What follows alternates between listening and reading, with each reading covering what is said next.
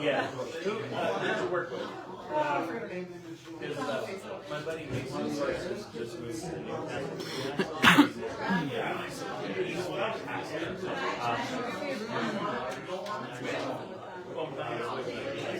her mom and took care of her. So when she passed, like, I'm a graduate of Kennedy. so hard to find that stuff. Maybe she has a test. Sold us the house that I moved in, and then left 6 months later. There you go. Yeah, kind of sad. Well, I told her last year. Yeah. What?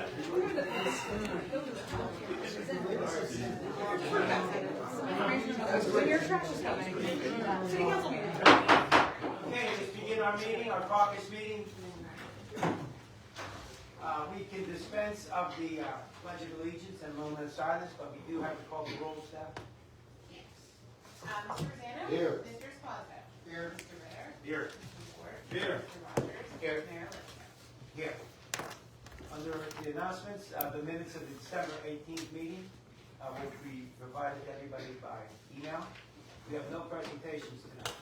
Under public comments, please keep your comments to 5 minutes, and we ask that you keep it as close to the agenda as possible. So we will begin now the public comments right now. The first one I have here is for Rachel Henson.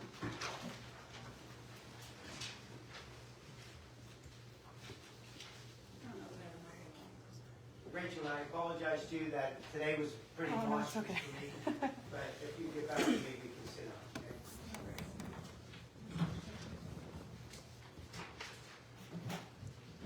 All right, good evening, everyone.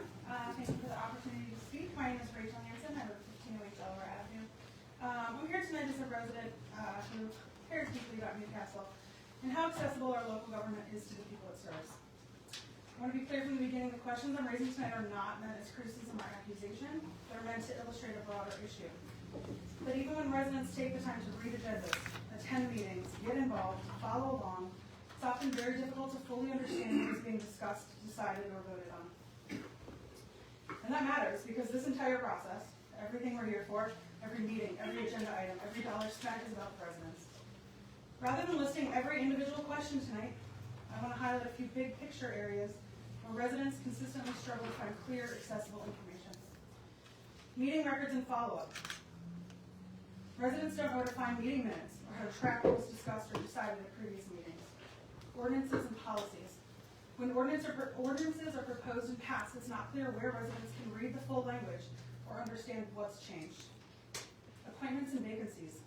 When council seats become vacant or appointed rather than elected, it's not always clear how that process works, who is eligible, or how residents can follow along. New positions and hiring. When new city positions are created, residents want to understand the purpose of that role, how it's funded, and when and where those jobs are posted. Committees and working groups. It's unclear which committees actually exist, who sits on them, whether the public can participate, what authority they have, or how their work is communicated to residents. Budgets, audits, and financial transparency. Residents want to easily access current and past budgets, audits, and understand how financial decisions connect to city priorities. Audited financials and even the 2025 budget don't seem to be available online. All of these questions are laid out in more detail in the handouts I've provided, and they represent not just my questions, but the kinds of questions residents regularly ask when they're trying to engage. I'm sharing this because residents can't engage with what they can't easily access. That's why through Neighbors in Newcastle, our grassroots community initiative dedicated to promoting community connection, education, and engagement, we'll soon be launching a committee called Neighbors in the Know, focused on reviewing public documents, budgets, and agenda items, helping translate these complex issues, and respectfully bringing resident questions and concerns back to the city. We hope the city will work with us in this effort, as our goal is to support informed participation, strengthen trust, and help bridge the gap between city government and the people it serves. I believe this is about shared responsibility, and the areas I've mentioned are huge opportunities for productive collaboration that can improve transparency, public understanding, and public trust. It's a huge problem. Thank you for your consideration and the work you do for our city. Thank you. Rachel, if you can get a hold of me, I can answer some of these questions. Yeah. Okay? Just get a hold of me. All right, our next comment will be from Reverend Brandon J. Moore.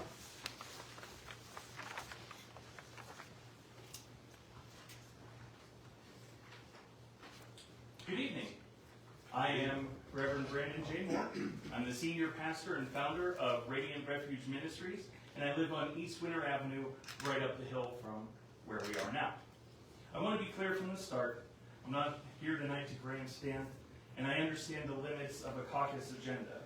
I'm here because I care deeply about the direction this city is taking and the kind of leadership we ask our residents to trust. I noticed that one of the discussion items tonight is the mayor's upcoming State of the City address. That moment matters. It sets a tone.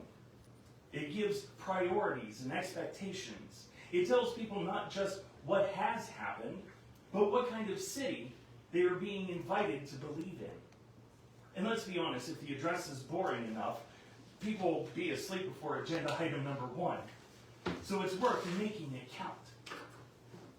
I strongly encourage council, as you prepare for that address and for the work ahead this year, that you think seriously about how the city communicates with residents in moments that truly matter. Not just celebrations or announcements, but situations that affect safety, health, and basic human dignity. People do not lose trust in leadership because things go wrong. They lose trust when they don't know what's happening, when information is fragmented, or when they have to rely on rumor and Facebook groups to make decisions for their own well-being. And let's face it, nobody wants to be getting their city updates like they're reading a gossip column. I say this as a pastor who works with elderly residents, families with children, and people living one emergency away from real harm.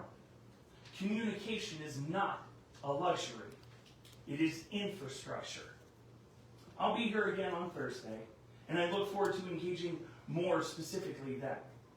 Tonight I simply wanted to introduce myself, to let you know I'm paying attention, and to encourage bold thinking about preparedness, transparency, and accountability as we move into the rest of 2026. Thank you so much for your time. And don't worry, I promise to keep the sermons to a minimum.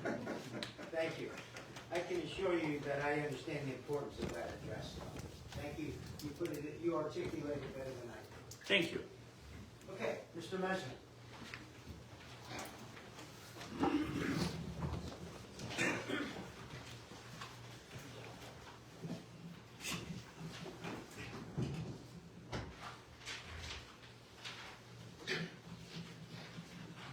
Oh, good, Mr. Mayor? Yes.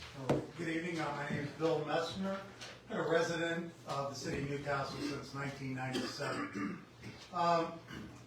Couple items on the caucus that I'd like to discuss, which is pending litigation. Has the city received anything from the State Attorney General concerning Sunshine Law possible infraction? No. Thank you. Concerning, I received one of these pink notices from Aiken, and they write in there that additional charges may be incurred. And so I just wanted to, if the payment's not received by the due date. So I wanted to see, if you know that is happening. And then secondly, we've had a couple people report back to us that that they try to get a new bin for this year, for 2026. And Aiken actually is keeping a tab if those people have a debt from the yellow tag era.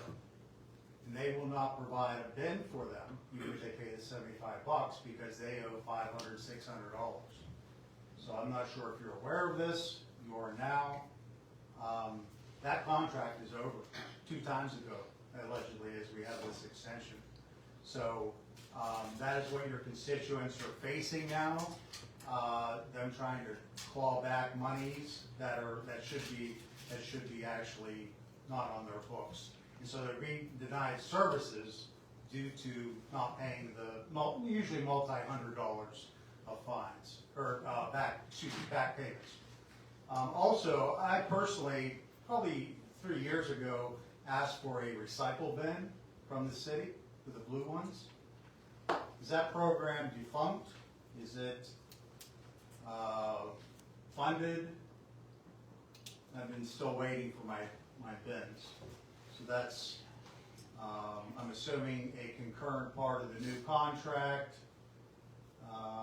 that they are to also pick up the recycling.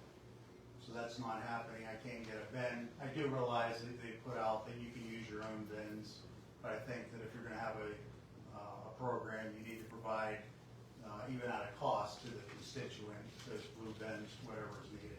Or maybe we buy them directly. Have you drawn down any of the 3.1 million from the bank loan as we speak? Whenever we went through the process of authorizing that, actually voting on that CB, the number that was put out was about 1.2 million for the hole in the roof. And now it looks to be, I'll just say approximately 400,000, which would include some type of additional plus the actual fixing. So my question is, has any of that money been drawn down as we speak? And if the new bid is for less than the 1.2 million, which was, I'm going to guess, an approximate number, that those are the numbers whenever you're trying to take out the 3.1 million, have you decided not to take that extra 800,000 and never, actually borrow that money, even if it's a line of credit?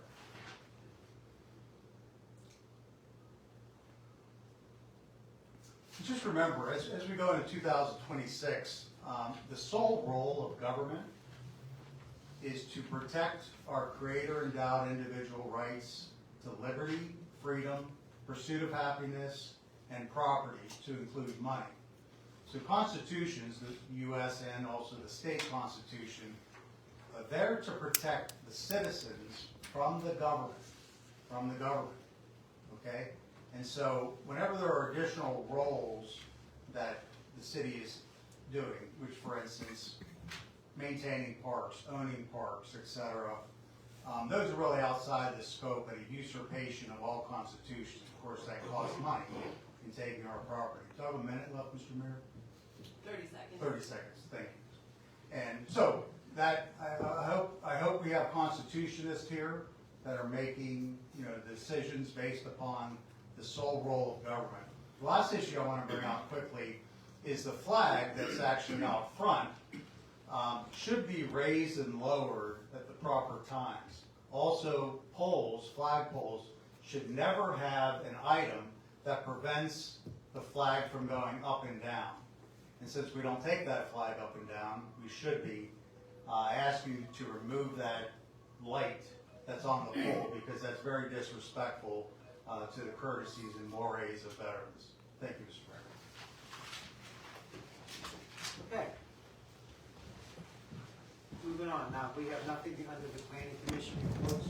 We have no petitions to vacate streets. Request a bid.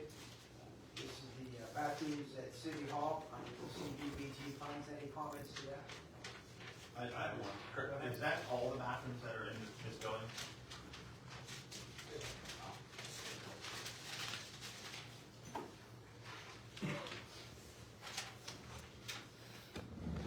These are to the public bathrooms that are downstairs and upstairs, so 4 bathrooms.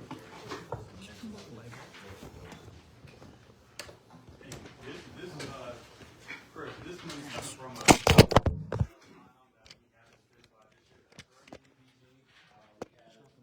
Additional funds from the 2022 contract that will be used to spend those funds will be spent by April 2026. Can you talk about, to Ms. Hanson's question, can you talk about, does this fall within the scope of CDBG, these Yes, bathroom repairs? yeah, for ADA compliance, right now our bathrooms, obviously this building was built back in the 1950s. So for ADA compliance, it does fall within the scope of the CDBG criteria. We do have an additional meeting with our CDBG reps on Friday to get more information on it. And this there's 115,000, I believe, correct? That's just an estimate. That's an estimate. If there's money left over, will we try to use it for maybe some demos or something before April, or how does that work? Those funds probably, we'll spend those funds before then, but there's only a certain cap that you can do for demos, and Okay. both of those, grant years have already met that cap of 30%. So we weren't able to move it to the current line item, we had to find another available, or allowable activity to use it for. Any other questions? Thank you, Chris. Okay. Under bids have received and open, we have none. We have none to be open and referred to the administration. Resolutions for consideration. We have an attached amendment, addendum to your forms here for the repository properties. Under roof replacement for City Hall. R&R recommends the city enter an agreement with Garland Do Company. we have anybody here for repository property? Yeah, Oh, we do? Oh, I apologize. Thank you, Aaron. Oh, okay. I wasn't sure what I was supposed to do. Yeah, well, I kind of screwed that up. Okay. How is everybody? Please state your name. Lori George, and I wanted a property up on Martin Street, just to maintain it and see what the zoning laws are for rebuilding or, doing anything like that. And which street did you say? Martin, Martin, is it? yeah, it's up on Croton, It's on Croton, okay. yeah, off Croton You Avenue. live nearby the property, or? I was born there, and my son was born there, and then we sold the property, and then the house there's no house there, it's just a piece of property. Just a piece of property. Yeah, so I wanted to maintain it and, I don't know, maybe build, Okay. see what, we can do, maybe put a dome house. Is it, has her, application been finished, John? I had it last month, I had put in for it, but I didn't know you had to come, do all this, so. Well, it comes to us. Yeah. It has been, yeah, so then, will this be on the agenda for Thursday? Can be. It will be, okay. We'll put it on the agenda for Thursday to finalize it. Okay, so what should I do, just wait for the mail, or should I come Thursday? or- Yeah, just wait, yeah. Just wait? Yeah, it seems to be pretty academic. Okay, When our city clerk contact them, that following day, They will. so our city clerk will follow with you that following Friday. oh, okay, all right, so I know when to You look own out the house for it. next door to the lot? No, You no, don't, so you don't own any property that? no, not now, touches the lot? no. And just so you know, the city goes first, so the city will vote on this, and then it has to go to the school district. Oh, Then the okay. school district votes on it, then it goes to the county, then the county votes on it. So it's like a So three-tier, it'll be, yeah. oh, yeah. All right, thank you. Thank And you. where would I get like zoning laws or whatever's up there? You have to see No. our zoning officer, that would be Doug Seeger. He's right down the hall here. Okay, If you have any questions, he's the best equipped to answer those. okay, all right, thank you. Have a nice night. Okay, roof replacement for City Hall, R&R recommends the city enter agreement with Garland Company, prepare bidding documents, specifications, plans, etc., and solicit Pennsylvania Coast Guard and Garland approved bids for the replacement of City Hall roof, with work to be completed in the spring of 2026, which is coming up. Questions to that? Yeah, I have some comments. Excuse me. In my life's experiences, I would ask council to consider having public competitive bidding for this rather than using CoStars. In my experience, I think we can save money by doing that. The Garland Company, along with another company named Tremco, make a market out of approaching municipalities, school districts, etc., to do this service for them. And they've also been part of the CoStars or cooperative purchasing programs. But I've found that if you competitively bid the project, you may be able to save considerable money, 10, 20%. And you can do other things like you can prepare a proposal form where we get different qualities or grades of roofing and different price points for them. The Garland roof is a fine roof. Some would say it's one of the best roofs, and carries a long warranty. Those type of roofs are available pulled by other manufacturers. But by going solely with a company like Garland, they're going to work with their network. You're going to have limited competition, limited opportunity to buy different materials. Basically, you're handing this over to a company to represent you and install this. That's not all entirely bad, but it's not always the cheapest way to do it. They offer a long warranty. You could get that with other manufacturers. So I would recommend that in order for us to see, you know, what's the best value for the city, that we prepare, we have RAR prepare a specification that perhaps bids different qualities of roofing, and different warranties, on the proposal form, and then when we receive the bids from various people that respond to the public announcement, we can choose which we want.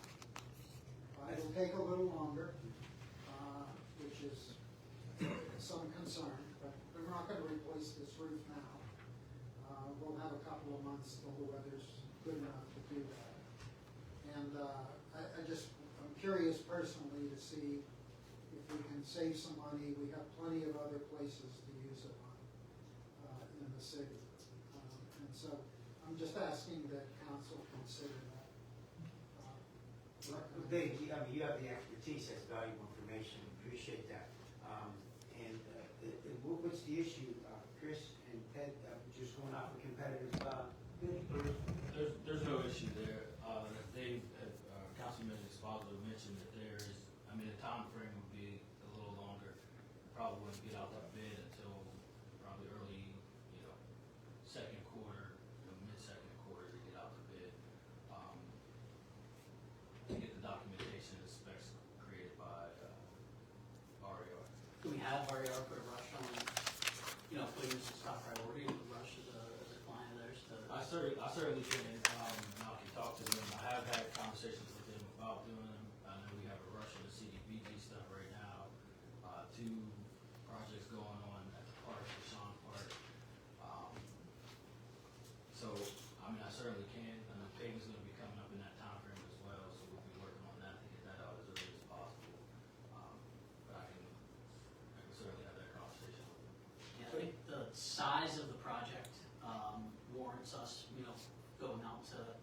going out to bid. I agree with Councilman Esposito. I think this is going to be a sizable project, and we are taking a loan out to do this, and I think it makes sense to ensure that we're spending this money properly. I do want to address that, and just you can address it, that we did allocate $1.2 million, but that's not just for the roof, right? The $1.2 million that we have set aside in that from that loan is for this building in general. It's for a safer place for residents to come. It's for a better work environment for the folks that serve our city, and it's to fix some very needed repairs and things that have not been addressed over years and years of us calling this building home. So I think it's important to note that we never allocated $1.2 million for the roof. We always knew that the roof was going to be a portion of it, but this money is going to take care of a lot of concerns that are in this building. There's a lot of exterior work that needs to be done in terms of roof pointing. That'll actually need to be done to secure the roof as well around the top of the building. As you can see, the front of the front parking lot is in disrepair. That will need to be taken care of. Also, like you said, accessibility for the public, the potential to relocate all offices to the first floor so we can once again have an open building, as we had back in 2020 when we had a security guard downstairs. But just putting those safety features in, secure doors, things of that nature to allow folks to come in and utilize services without having to be cramped in that small vestibule. That is the goal. Yes, just to go back to the roof really quick, I know in terms of my conversations with Garland, they do put it out to bid, but like Mr. Esposito said, it is going out to co-stars available, so there's potential for it to still come in lower than what they estimated it at. 75% of that estimate is prevailing wage labor rates anyway, so I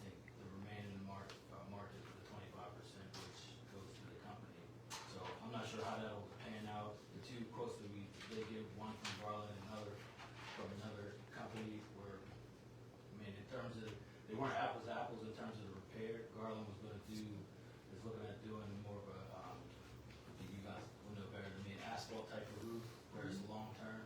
Our current police station does have a Garland roof, which when they had issues in the last few years, they came in and repaired those and fixed those, under the warranty. But in terms of them being apples to apples with what is actually gonna be done, the company that was outside, I mean, the concern was the amount of change orders that would have come in after the fact as they saw stuff, because they didn't do the full, if you remember, Garland did the full workup where they did core drilling, identified everything, that was wrong with the roof, and then based their specs on that, so that's the reason why we're still having the conversation with them, because they did, the thermal imaging of the roof, they also did the core drilling, and they have, I mean, they've had this at their desk probably for almost a year now, and have the most knowledge of our roof. But again, they put the specs together and then they send it out to the bids through Coastal, which is within their network. So there's likelihood that we potentially could get some of those same companies just in a different, Any other questions? So, am I to understand the consensus of council, and after Chris's comments, is to, just go out for a general bid? Is that my understanding? Yeah? Everybody okay with that? Just do it, and I don't know what harm it would be to do that. Yes. So on the agenda, you just want to move this to a request a bid. Okay? All right, moving on. Back to the 50s contract. Chris, Teddy, and I met with Ms. Lombardo. We'll have a resolution for you, 3-year contract for 26, 27, 28. It's very important for them to have that. They're fully insured. They went the whole park for $2,500 as we discussed. So this will be on the agenda for Thursday. Any questions? Is there anything you should know about the contract? It's gonna be the same, except with those two changes, it'll be the same as last year. So, I'll have it all to you all, to review before Thursday, so. Exactly what we approved last year. Correct, except for the dollar amount and the 3-year. And it's 3 years, Correct. so we have to approve every year. Correct. Have it active. Yes. Correct. Correct me if I'm wrong, but what was the conversation about their security last year? Remember, are they going to have their own security, or are they going to use Newcastle police? So they have their own. Did they want us to provide it? At one point, they wanted us to provide it, right? They wanted us to provide No, I it. think not they didn't want our offices are a lot more expensive than what they hired for, so they asked not to use them last year. Cause in the past they had, yes. And their insurance demands that they have security anyway, so they gotta have. They're just not. Okay. Okay, under purchase request, we have none, there are no resolutions or ordinances for consideration. Ordinances on the table, passed to the office to review.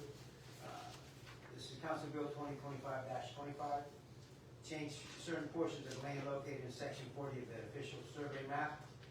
The public hearing was on January 8th, and the date of enactment must be advertised no more than 60 days or less than 7 days prior. Yes, we can't do anything on either one of these because you have the public hearing scheduled for Thursday at 5. Right. So then after that, these will probably go through in February. Okay, second one is, Council Bill 26, again, change certain portions of land located in section 19 and 26 of the official survey map. Same thing as before, January meeting must be advertised no more than 60 days or less than 7 days, same thing. Okay, any questions to that? Okay, moving on, there's a couple of things that I have. Two things. One, well, both would be, I guess, controversial, but there's no good time not to bring this up. There's no good time to bring this up. So now's a good time to say it. I want to begin this, and this is about the race for the mayor. And it's not from Mark Calisto, this is for the office of mayor. And as I said, there's no good time to bring this up. And I want everybody to understand, I'm certainly not complaining about this position, I'm not. I'm flattered to be the mayor of this community. I enjoy it. But I think it's important to put out the real picture of what this position entails. I've been here for 2 years. And I'm gonna first give a quick synopsis, according to the charter, what the mayor's duties are, or is. The mayor is the chief elected official of this community, of this city. He is not a member of council, yet directs council meetings and has voting rights within that body. But he's the mayor, or she is the mayor of the city. The mayor has the authority to represent the city in all deliberations with other governmental bodies. The mayor prepares the agenda with the administration, develops policy with the administration, promotes positive and productive relationships with council and with the city administrator in developing that public policy.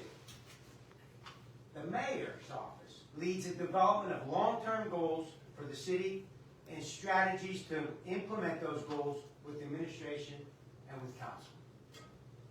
The mayor signs all ordinances, all resolutions, all contracts and agreements. The mayor signs subpoenas and administrators' oaths.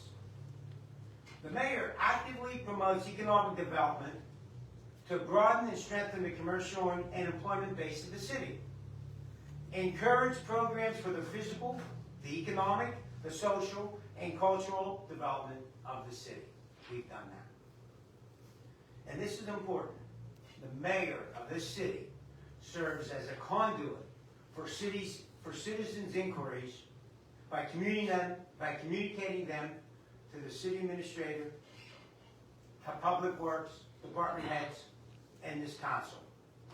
In other words, people call the mayor, and they call him all the time. They call the mayor all the time. The only difference from the strong mayor and the mayor today is that this mayor sitting here today doesn't handle personnel. The strong mayor made $55,000 a year. Understand this. What I'm telling you and what I'm trying to paint a picture here just scratches the surface. To do what is outlined and to perform the duties of a mayor of a third-class city is a day in and day out, around-the-clock commitment if you want to do this position properly. If you take the position of mayor responsibly, you are a mayor 24 hours a day, 7 days a week. There's no time when you are not the mayor. The mayor represents the city in everywhere that person goes. I'm not going into details on the intricate tasks that go unmentioned, but it needs the attention of the mayor. But I can tell you this, there are many times it keeps me up at night. And for this, the stated salary is what? $2,750. And I want to emphasize this. This is so important. I'm not asking for the increase of this office for me. It's for the office. Keep in mind, the Albert City Mayor, a borough, makes 10 to 15 times that much. The scale, according to the Pennsylvania data, for mayor compensation is $4,160 per 5,000 residents. Without question, Newcastle needs a working mayor. And given our skeleton workforce, that mayor, whoever it is essential to the city administrator and the CFO.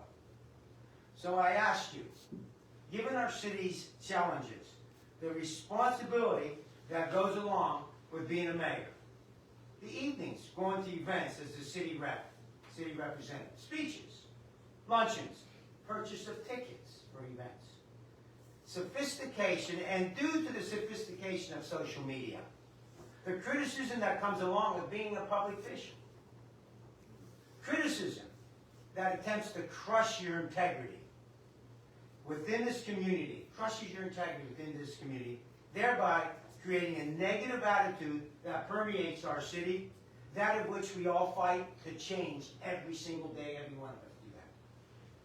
So I ask you, who is signing up to dedicate all their efforts to better this community for $2,750 a year, given what I just discussed? I want you all to check the budget. In there, you will see our crossing guard. Our crossing guard works 40 hours a week, 180 days a year.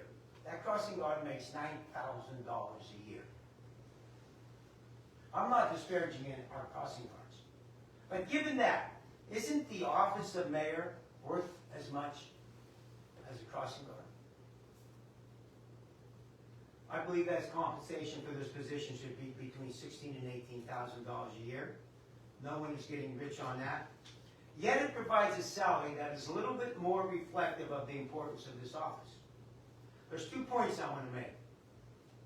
This will not take place until the new election, well, the next November. Yet must be done by this February. Second point, if it's me, I can tell you this, I'll put that extra money back into the general fund. And I'd like to put this on the agenda for Thursday. For you to vote up or vote down. Okay?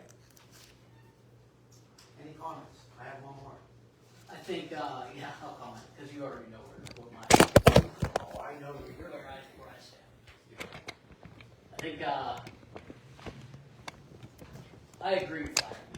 And I agree, you're doing a good job, Mayor. I agree that you are, you're putting in a lot of time. It's a thankless job. We all put in a lot of time. We're all putting in a lot of time. To say, and first of all, to correct you, to say that you are an elected mayor, but you're not a part of the council, you are a part of the council. No, I'm You're a a part of the presiding officer of the council. But I'm not a and council it's member. voting members. I'm not a council member. Some other things, I guess. The 14 bullets under the mayor. And, attend and preside, represent the city, appoint to and advise consent of council, publicly present the annual state of the city and government message, on and on. Of those 14, 10 are essentially group projects, right? We all work on them together.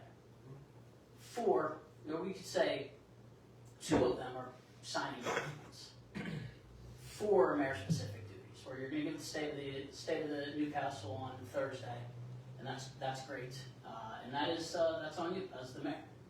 I think anybody taking this job to and looking at it as supplemental income, and I'm not saying that's what you're doing, but looking at it as the pay is what's keeping them away from giving back to our city, doesn't have the city in mind.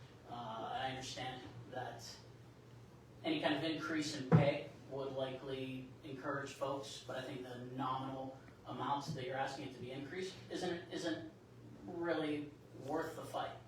I'm a no, obviously. I would be a no on this.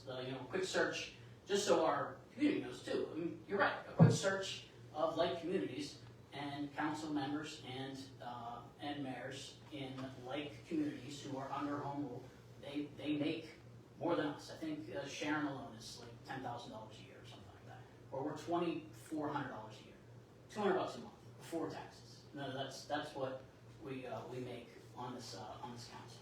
Nobody's doing this to enrich themselves, and nobody put their name on the ballot because that's supplemental income and this is just another job. We do it because we care about Newcastle. We love Newcastle.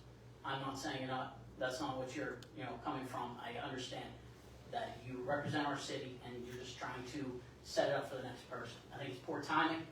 I think if we're going to allocate any kind of money to any kind of positions, we should start taking a look at the folks that work here and how we can make those positions a little more profitable for them and a little more advantageous so we are able to get code officers and get folks that want to work in our public works and take a look at their salaries and see how we can make it more advantageous for them. I think the mayor's job, like I said, if somebody is taking this job because they're looking to supplement their income, they're doing it for their own reasons. I'm a no on the race for the mayor. I think it's bad timing. We could revisit this. I don't think it has to be done by February. It does for the next election. I think it has to be done by February after that election. It's February 15th of the municipal election, which would be, I think, next year, right? Because we just had a municipal election last year. Well, Terry, believe me, I hear everything you're saying. You make great points. I believe I make great points as well. This is not for me, as we run up. We're talking about the office of mayor. I want to emphasize that. I don't want anybody to think I'm standing here for more publicity. And I'm not positioning it as though you're I know asking you're not. for I wanna for emphasize yourself that. because it wouldn't take effect to the next time. Yeah. But I'm saying we're being very strategic with how we're allocating funds. We're talking about, we've taken out a loan to go out for bid forbid for the roof here. And we're being very strategic now, we're taking a pause and we're saying, now go out for bid on that as opposed to going to the CoStar, because every single dollar that we have counts. Yeah. And I don't debate that, but like you said though, is this the right time? I emphasize that there is no good time to bring it up, no good time. But I just want to make a point and paint a picture of what the mayor does today. Believe me, I'm not holding anybody to any offense if the voters know. Because I'll say this again, this is not for me, this is for the office. How you guys vote, how you feel, that's fine. Let me say this, the vote would be Thursday, we'd have to introduce the ordinance, it would be supposed to be done by ordinance, so we'd introduce it, and then it would be adopted at the next meeting. Okay. Which would be the end of February, is that Correct. too late? Very good. No, because, again, it's the We're a year municipal, yeah, it's February 15th of the municipal, during the municipal election. So, I mean, are we going to prepare an ordinance then for introduction, or? I think so, we either turn it down or we don't. That's So do it. we put that work in, or do we just vote on whether to prepare an ordinance? What do you mean, I'm sorry? I mean, The ordinance would be simple, it would be amending the administrative code, wherever it is. and you have the ordinance on the agenda and we vote it up or down. Well, you would have to introduce it first. Introduce it, can we introduce it Thursday? Yeah. And do it in February. It would have, yeah, you don't vote on it at the same meeting you introduce it. Do you need a public hearing on that? I don't know. That's a good point. Let me- But my question is, why waste time on all this if, can't we just sit here tonight and say yes or no? I know this isn't a voting meeting, but. Can't vote tonight. Right. But I mean, if you have a consensus on whether or not to put it on the agenda, you're right, you can't, there's no vote, but I mean, that's part of what this is, to decide what goes on the agenda. Yes, I'm you say yes, no, if we want it on the agenda. Yeah, I'm not a guy who wastes time. Could we legally ask anybody if they want it on the agenda?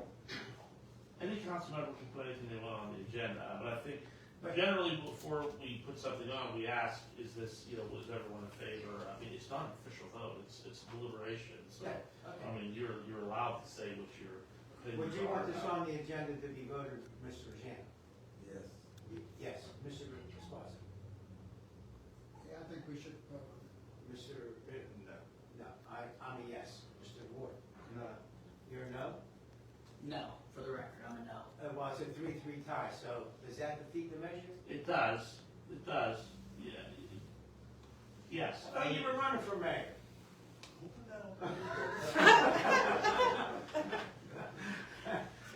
I mean, you will have another member by the time this comes to vote too. Okay. I think we should just hold off, because I agree with almost 99% of what Councilman Rogers has said. But the one thing I agree with is there's never a right time for this. Never a right time, especially in the state where our city's in. And I'm all about transparency moving forward. And like Councilman Rogers says, we gotta be very careful of where we're putting these pennies at. Because again, we did just exit Act 47 2 years ago, and I understand we're not going back there, but let's just be a little bit careful how we're spending money. Now, again, Mayor, I'm all in favor of an increase for council members and the mayor, I'm all for that. But I would like our finance committee and the rest of council to be a little bit more involved with those discussions to see exactly where we can pull this from. Yeah, understood. Just my- Again, it's a 3-3 tie here. And obviously, if we put on the agenda vote, it will be a 3-3 tie, as opposed to our next council person. Right, the next council person Could make it, so. And you have to have four. So it's probably worthwhile simply to put it on the agenda. If it's turned down, it's turned down. Adoption of amendments to administrative code, is that, that's the, public hearing has to be held on, an amendment to the administrative code. And I want council to understand this as well. I certainly don't mean to belabor this, and I certainly don't mean to drag council, because we got really important things that we have to do. I understand that. So, if we can do this expediently, and decide whether or not, to entertain it anymore, that's fine. Well, we'd have to have a public hearing too, so you could schedule that, February, March. right. Okay. Yeah. So am I. Yeah, we're gonna have to wait for the next council person anyway. So are we putting it on to introduce on Are we Thursday? gonna or introduce the we- ordinance? Let's introduce it, and then we can table it after the introduction. Well, it stays tabled. Yeah, stays tabled until we decide to move, okay? Okay, thank you. I got one other thing here, and I debated for the longest time whether or not to say anything here. Conferring with Mr. Rogers, who says I shouldn't, and conferring with Mr. Esposito, who says I should, I decided I'm going to make these comments. I'm a mayor of a Democratic city, a city that voted for Donald Trump for President of the United States. So I think these comments are warranted coming from a Democratic mayor. And in my life, I've studied history my whole life. And I had a philosophy that I've adopted, and it's not new, it's not original. And it goes like this: love of country, always. Loyalty to government when it deserves it. Throughout my life, there's been times when I've been embarrassed to be an American. Again, I find myself today to feel that embarrassment to be an American again. The recent invasion of a sovereign nation like Venezuela to kidnap a head of state embarrasses me. If you believe this is about drugs, then you're really naive and you haven't been paying attention. It's about oil and to exploit that country's resources. If you asked and if you paid attention to what South and Central American people and their governments say, they have two sayings about the United States. Two sayings. And it's this: Americans know so much about America and so little bit about the rest of the world. The second thing they say is so close to America is so far from God. They say those things with good reason. USA, we believe our values, our mores, and our philosophies are universal. They are not. Countries' values, their morals, and their ideas are shaped by their history, by their culture, and for many of them, by their religion. Since we don't know this, that we think our values are universal, we try to export our values militarily. As a result, the United States gets itself in trouble over and over again because we make the same mistakes over and over again. Yes, Americans, yes, citizens of this community, we are a militaristic, aggressive country. If you don't believe it, consider this. Now, this is just in Central and South America. In Cuba, we've made military interventions from 1906 to 1909, through 1917 through 1933, and in 1961. Today, we economically blockade that island. In Nicaragua, we've made military interventions in 1910, 1912 through 1933, 1934, and in 1990. In Haiti, we made military interventions from 1915 through 1934 and in 1994. In the Dominican Republic, we made military interventions from 1916 through 1924 and in 1965. In Guatemala, in 1965, we made a military intervention. And throughout the 1960s, we've intervened militarily in Guatemala. In Brazil, in 1964, we made a military intervention. And in Chile, in 1973, we assassinated Salvador Allende, a duly elected socialist president, and put in Augusto Pinochet, a military dictator. In Grenada, we militarily invaded in 1983, and in Panama in 1903 to 1914, and in 1989. And now, Venezuela. Let's not talk about the military invasions that we did, the United States did in the Middle East and in Asia. But facts are facts. In our Pledge of Allegiance, we utter the words under God. God is good, then we are just saying those words, not realizing that the USA acts in opposite of a good God. This country needs to gain a moral understanding of itself and begin to act and be what we pretend we are. The Trump administration epitomizes what we are not supposed to be. Its end cannot come fast enough. And I apologize if I've offended some people. Facts are facts. Okay, let's move on. Okay, possible vendor for Sylvan Heights course. Teddy, you want to talk about our recent discussions with that? So we discussed this, I think, last year, if you remember, and the thought was finding a way to be able to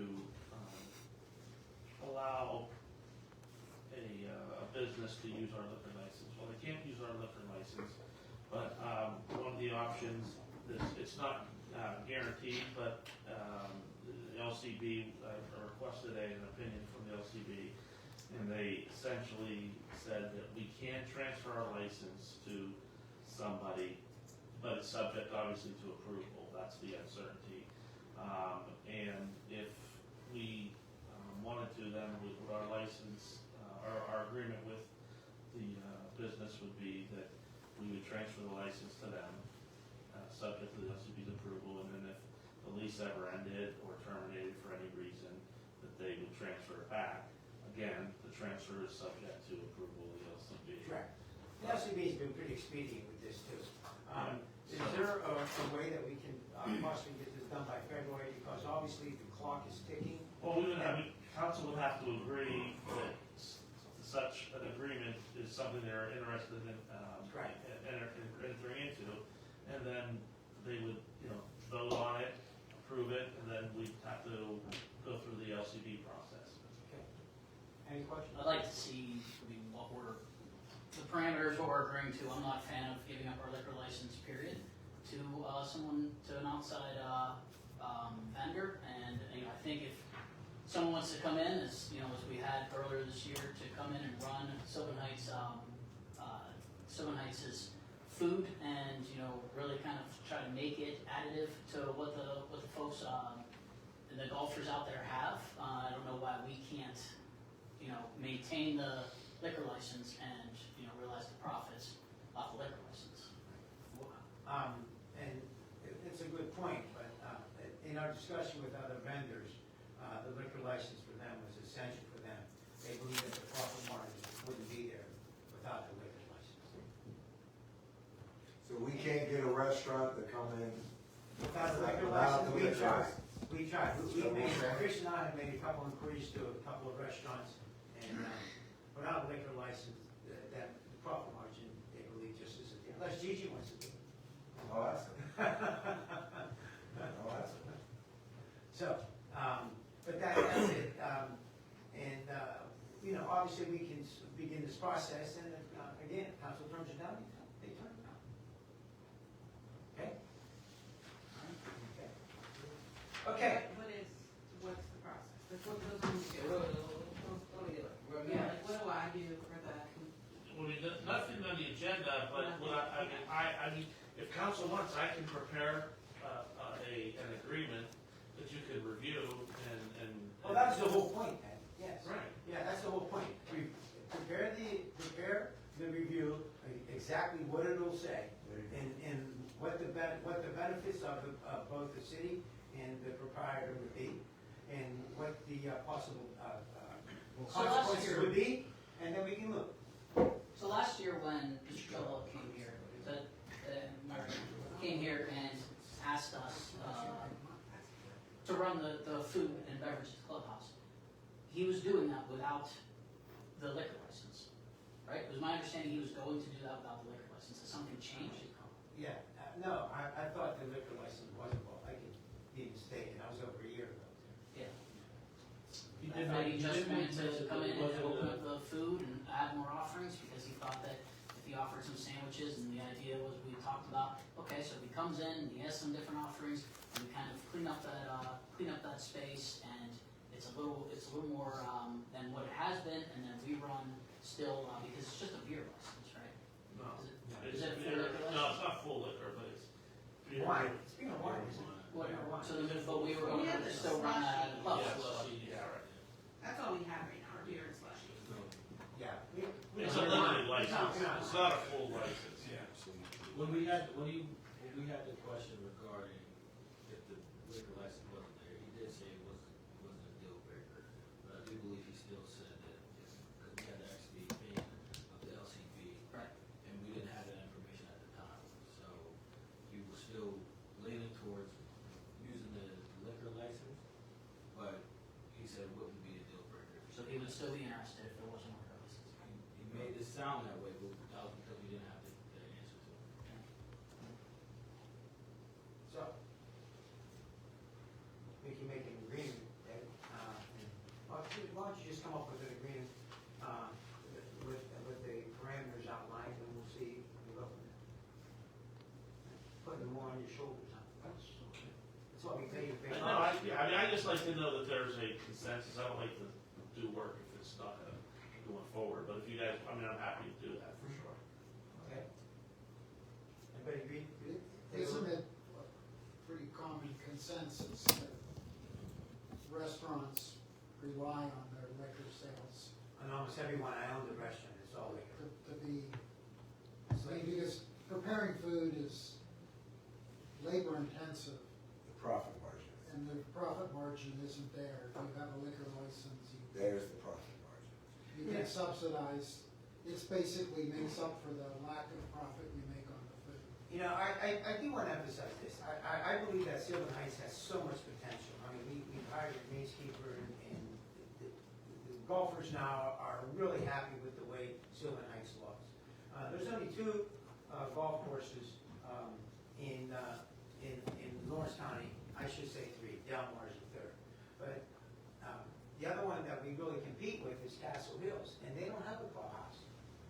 This is going to be an added attraction for us if we have a clubhouse that is able to sell food and liquor, where a guy can sit down, maybe watch a baseball game, have a beer after he gets up golfing.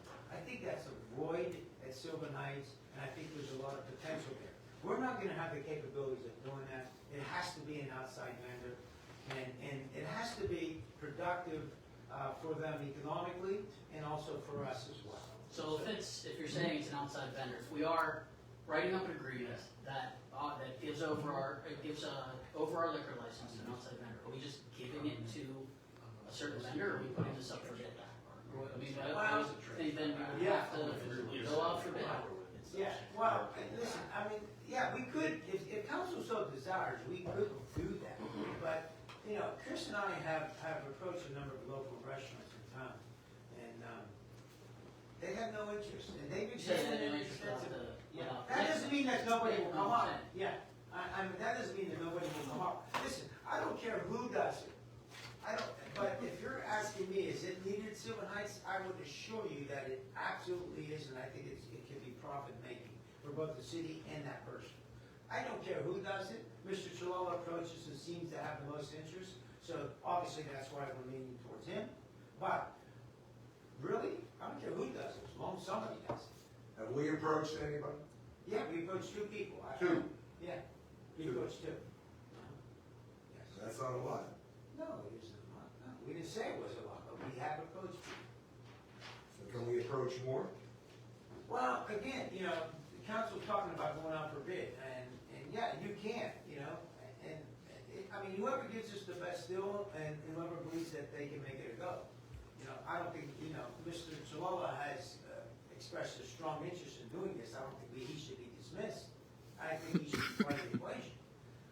But if you're looking at getting somebody else that would be able to do it more effectively, more professionally, yeah, it's okay with us, right? It's okay with us, Chris. Right? Okay. All right.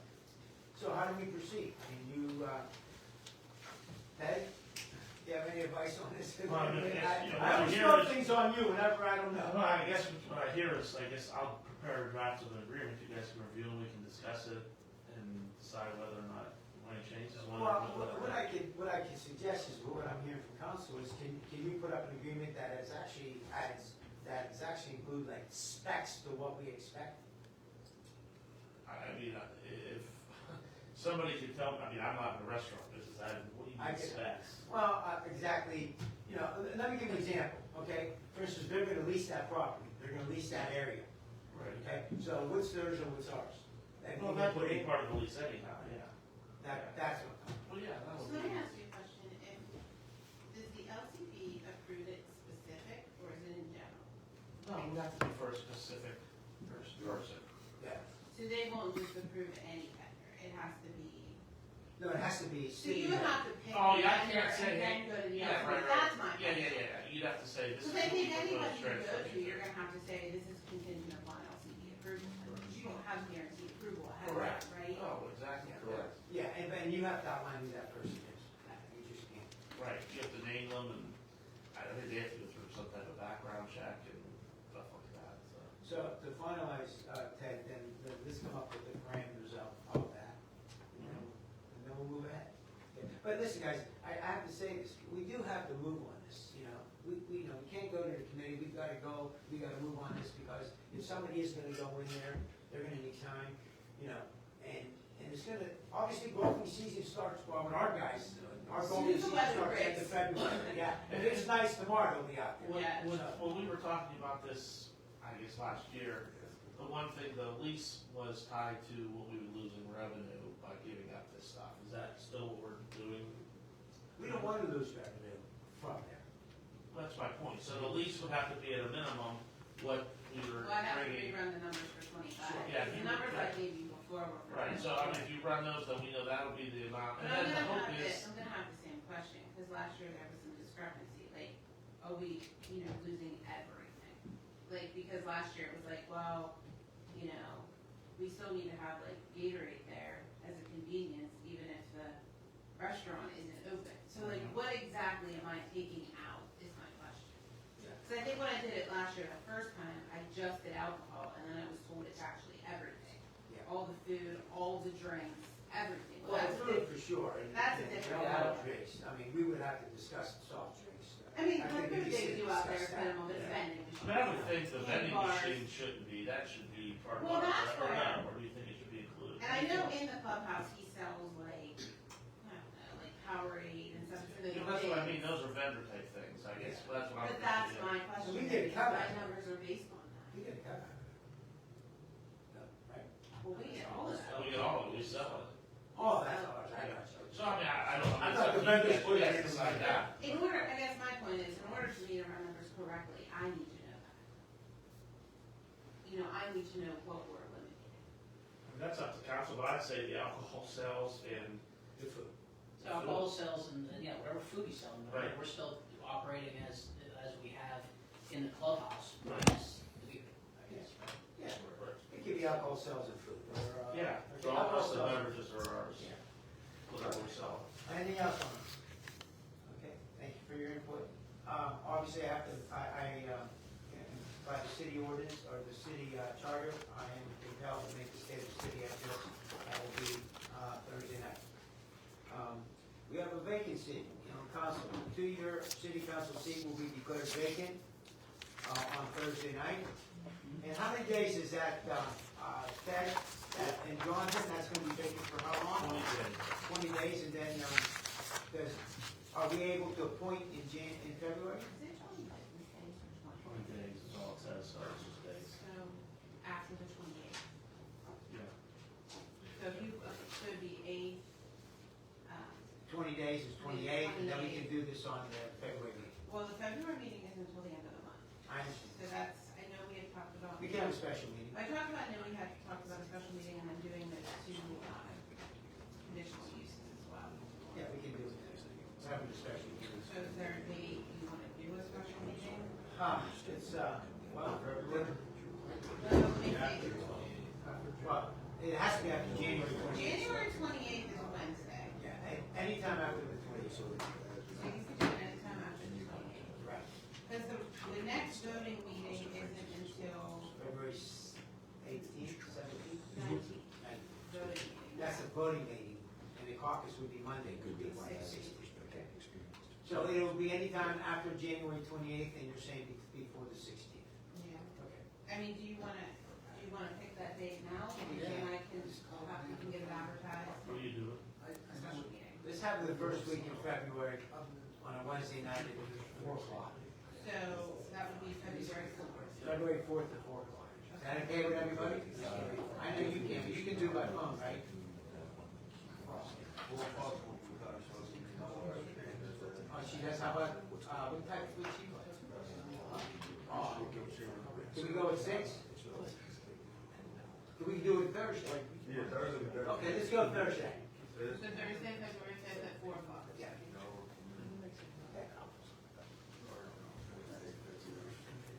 That would be to appoint a new member. And then 4 o'clock. And then you wanna do the conditional use of that too?